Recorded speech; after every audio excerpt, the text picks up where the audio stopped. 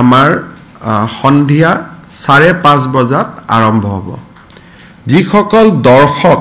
বা যিসকলে পাছ লৈছে ৰেজিষ্ট্ৰেচন কৰিছে তেওঁলোকে 3:30 বজাত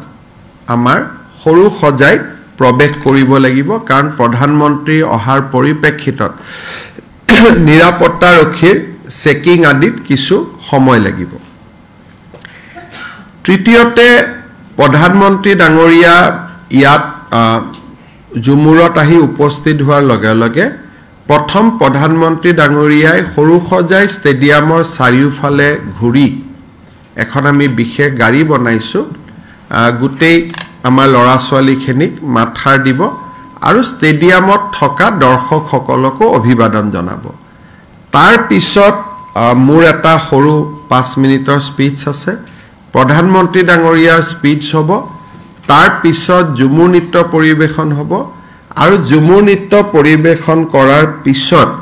আমি এটা লেজাৰ শো কৰিছো যেটো লেজাৰ শোত অসমৰ এটা স্পেসিফিক কালচাৰেল থিম এটাক আমি প্ৰজেক্ট কৰিম এইখিনিত আমাৰ গুটে কাৰ্যসূচীটো সামৰণি মাৰিব এই কাৰ্যসূচীটো চাবলৈ আমাৰ প্ৰথম গেষ্ট হিচাপে আপোনালোকে জানে যে বৈদেশিক পৰিক্ৰমা মন্ত্ৰী জয়শংকৰ আহিব আমাৰ সৰ্বানন্দ সোণোৱাল ডাঙৰীয়া থাকিব পবিত্ৰ মাৰ্ঘেৰিটা থাকিব এখেতসকলৰ উপৰিও হেড অফ মিছন 61 গৰাকী হেড অফ মিছন আহিব বিভিন্ন ৰাষ্ট্ৰৰ আৰু তেওঁলোকৰ পৰিয়াল প্ৰায় 22 গৰাকী পৰিয়ালৰ সৈতে আহিব বাকি সকল অকলে আহিব যিসকল হেড অফ মিছন আহিব ডক্টৰ জয়শংকৰ ডাঙৰীয়াৰ নেতৃত্বত তেওঁলোক আজি গধূলি জোৰহাট পাব আৰু আজি জোৰহাটৰ পৰা তেওঁলোকে ৰয়েল ডি কাছা আৰু বৰগছত তেওঁলোক থাকিব আজি ৰাতি অহাকালি ৰাতিপুৱা তেওঁলোকে জীপ সাফাৰী এলিফেন্ট সাফাৰী এখিনি কৰি তাৰ পৰাই তেওঁলোক গুৱাহাটীলৈকে ঘূৰি আহিব এই গুটেই টৰটোৰ উদ্দেশ্যটো হ'ল যাতে অসমৰ ওপৰত থকা ট্ৰেভেল এডভাইজাৰী ৰেষ্ট্ৰিকশন বিলাক আমি উইথড্ৰ কৰিব পাৰো it is not a fun trip ইয়াৰ উছৰ ইয়াত তাৰ গুটেই উদ্দেশ্যটো হ'ল যে অসমৰ শান্তিৰ পৰিবেশটো যাতে সকলোৱে চাব পাৰে ফৰেন টুৰিষ্ট ডমেষ্টিক টুৰিষ্ট তেওঁলোকে দেখা পাব পাৰে আৰু কাজিৰঙা আদি সুৱাৰ ক্ষেত্ৰত যিখিনি ৰেষ্ট্ৰিকশন ইম্পোজ কৰি থোৱা আছে সেইখিনি যাতে উইথড্ৰ হ'ব পাৰে আপোনালোকক ইতিমধ্যে কৈছো যে অষ্ট্ৰেলিয়া ইতিমধ্যে এই ৰেষ্ট্ৰিকশন বিলাক উইথড্ৰ কৰিছে so this is a huge initiative government of India has taken আৰু যদি খুব ভালে ভালে হৈ যায় মই ভাবো যে অসমত টুৰিজৰ সংখ্যা it will increase drastically ইয়াৰ পিছত প্ৰধানমন্ত্ৰী ডাঙৰীয়াই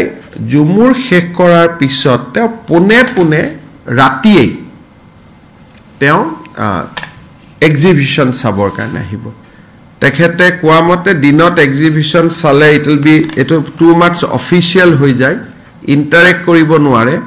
সেই কাৰণে তেওঁ আধা ঘণ্টা 45 মিনিট সময় তেওঁ 7:30 জুমুৰ শেষ কৰি পুনে এডভান্টেজ অসমত আহি পাব যদিও এডভান্টেজ অসম নামত 25-26 কিন্তু প্ৰধানমন্ত্ৰী ডাঙৰীয়াৰ কাৰণে এটা 24-25-26 হৈ গল তাৰমানে তেখেতে 24 তাৰিখে ৰাতিয়ে এক্সিবিশনৰ তেওঁ ফিটা কাটিব আৰু এক্সিবিশনখন তেখেতে নিজে প্ৰত্যক্ষ কৰিব আৰু তেখেতে কৈছে যে মই এক্সিবিশনত অহা মানুহখিনিৰ লগত কথা বতৰাও পাতিম মই ভাবো যে ইট উইল বি এ শো মানে তেখেত তাতে 45 মিনিটস টু 1 ঘণ্টা থাকিব নেক্সট দিনাখন আমাৰ 10 বজাত আমি সকলোকে মাতিছো প্লেনাৰী বাই ইনোগ্ৰেশন সেশন বুলি কয় that is by invitation যিসকলে সামিটত ৰেজিষ্টাৰ কৰিছে সকলো ইনোগ্ৰেশনত যাব নোৱাৰিব কাৰণ ইনোগ্ৰেশনৰ কেপাসিটি হল 2200 গতিকে সামিটত হুমালেও ইনোগ্ৰেশনত হুমুৱাৰ কাৰণে এটা স্পেশাল ইনভিটেশন কাৰ্ড এখন লাগিব আৰু সেইখন আমি বিতৰণ কৰিছো সো মানুহে এটা ভুল কৰিব নালাগে যে সামিটত অহা মানে ইনোগ্ৰেশনত অহা নহয় ইনোগ্ৰেশ্যনৰ কাৰণে এখন ইনভিটেশ্যন কাৰ্ড আছে বেজ আছে সেইখিনি মানুহ সামিট